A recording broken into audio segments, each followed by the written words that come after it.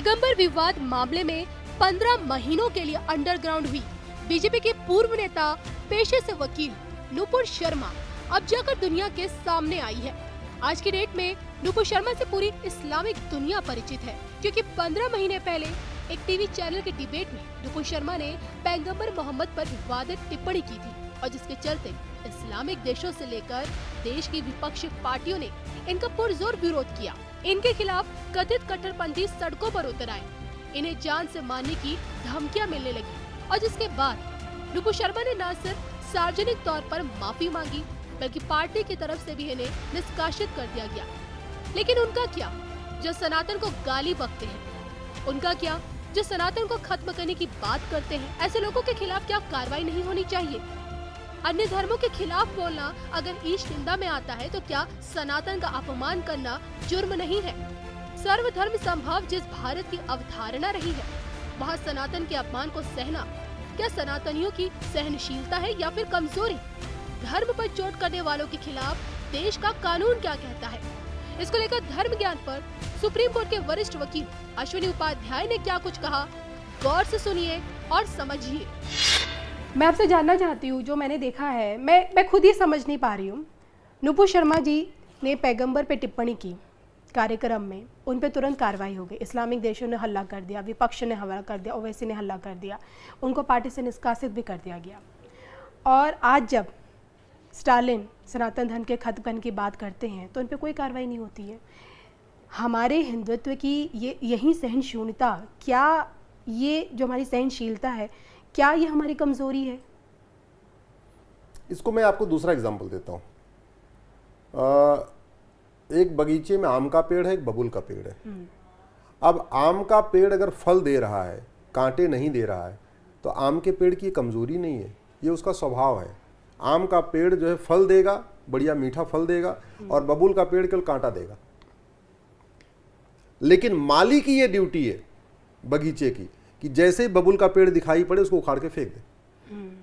हमारे देश की कानून व्यवस्था घटिया है। मैं बार बार रिपीट कर रहा हूं, अंग्रेजों के बनाए गए जब तक कानून खत्म नहीं होंगे, पुलिस रिफॉर्म, जुडिशियल रिफॉर्म नहीं होगा, जस्टिस विद इन ईयर नहीं लागू होगा, तब तक स्टालिन जैसे लोग, ओवैसी जैसे लोग, कोई कहेगा 15 मिनट के लिए पुलिस हटा लो, हिंदुस्तान से हिंदुओं को खत्म कर दूंगा, कोई सरतन से जुदा का नारा लगाएगा।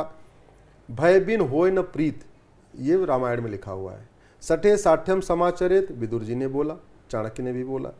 जब तक हम भय बिन होय न प्रीत सठे साठ्यम समाचरित सिद्धांत के अनुसार कानून नहीं बनाएंगे, ये अराजकता चलती रहेगी। आखिर आप मुझे बताइए, भारत में इतनी मज़ारें हैं, अरब में एक भी नहीं है। आपको जान के आश्चर्य होगा, मज़ार, दरगाह और पक्का कब्रिस्तान हराम है। क्यों? क्योंकि अजान में कहा जाता है ना, ला इलाहा इल्लल्लाह, अल्लाह के अलावा और कोई किसी की इबादत हो नहीं सकती। मुस्लिम से आप ध्यान रखना, कभी अपनी माता पिता का भी पैर नहीं छूते, माता पिता के सामने भी सर नहीं झुकाते। क्यों? क्योंकि ला इलाहा इल्लल्लाह, अल्लाह के अलावा और कोई इबादत के लायक नहीं। जब अल्लाह के अलावा कोई इबादत के लायक नहीं है, तो भारत में इतनी मज़ारें क्यों बनी हैं, इतनी दरगाहें क्यों बनी हैं, इतने पक्के कब्रिस्तान बने हैं क्यों बने हैं? अरब में तो एक भी नहीं है। लेकिन आप पाखंड देखिए, कोई भी आपने जो दुनिया भर के फतवे जारी होते रहते हैं, कभी किसी मज़ार के खिलाफ, दरगाह के खिलाफ, पक्का कब्रिस्तान के खिलाफ फतवा देखा कि भाई ये हराम है, अन इस्लामिक है, इसको बंद करो, नहीं बनाना चाहिए? लेकिन बन रहा है, भारत में बन रहा है। तो ये एक डबल और अगर मज़ार पे जाना जायज़ है, दरगाह पे जाना जायज़ है, तो मंदिर में जाने में फिर कैसे नाजायज़ हो गया?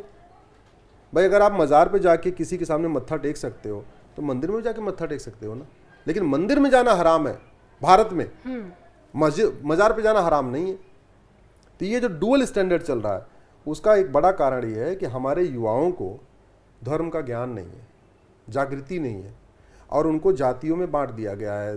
दलित बनाम सवर्ण, अगला बनाम पिछड़ा, ब्राह्मण, क्षत्रिय, वैश्य, ऐसे ऐसे करके उनको टुकड़े टुकड़ों में बांट के एक बड़े प्लान्ड वे में कोशिश ये हो रही है कि सनातन संस्कृति जैसे अफगानिस्तान से खत्म हो गई, पाकिस्तान से खत्म हो गई, बांग्लादेश से खत्म हो गई, ऐसे भारत से खत्म हो जाए।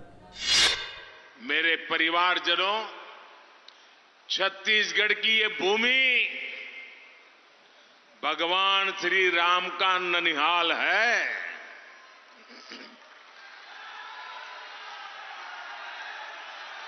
माता कौशल्या का भव्य मंदिर यहां है। आज इस पवित्र भूमि पर मैं आप सभी को, आप सभी भाई बहनों को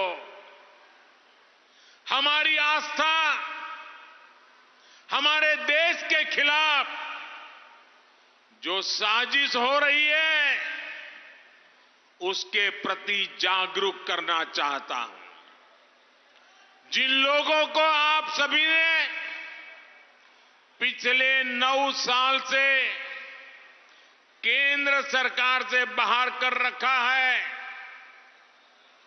जो लोग लगातार चुनाव हार रहे हैं, वे लोग अब आपसे इतनी नफरत से भर गए हैं कि उन्होंने आपकी पहचान, आपकी संस्कृति के खिलाफ ही मोर्चा खोल दिया है।